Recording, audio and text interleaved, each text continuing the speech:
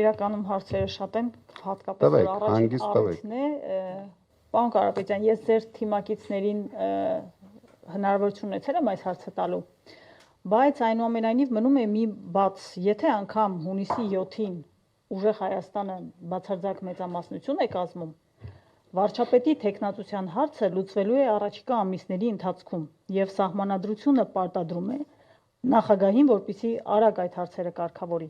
Եվ քանի որ դուք այդ ցուցակումները արված չեք, ինչ որ մեկը պետք է լինի վարչապետ, մինչև սահմանադրության 148-րդ հոդվածը կփոխվի։ Այդ մեկը փաստացի Նարեկն է Կարապետյան։ Անցումային փուլում ինչ որ մեկը պետք է լինի։ Նարեկ Կարապետյանը այդ հարցին արդեն պատասխանել է։ Իմ պատասխանը նույնն է։ Շատ լավ, շնորհակալություն։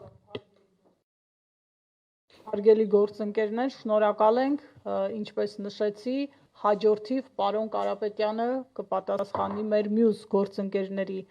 հարցերին եւ հաջորդ հարցազրույցը չի ուշանա, շնորհակալ։ Մարիանա, բայց ես պատրաստ եմ, եթե էլի հարցեր կա։ Պարոն Կարապետյան, բայց մեկ հարց տամ ձեր թույլտվությամբ, կարող եք ընդգրկել, կարող եք չընդգրկել, բայց այնուամենայնիվ, եթե ձեր նկատմամբ քրեական հետապնդումը չլիներ, քաղաքական հայտ ներկայացնելու էիք։ Կարող է իմ ասածները լիրիկայի ընդունեք, բայց իհարկե, եթե չլիներ իմ նկատմամբ քրեական հետապնդում, եթե չլիներ Փաշինյանի վերջի տարվա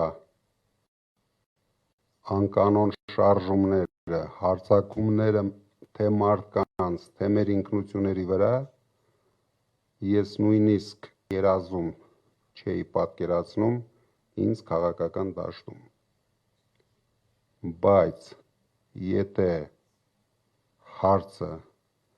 մեր Հայաստանի կորցնելն է, բոլոր ցանկությունները, բոլոր լավ կյանքի ամբիցիաները երկրորդ պլան են գնում։ Շնորհակալություն։ Ես էլ եմ շնորհակալ, շատ հաճելի էր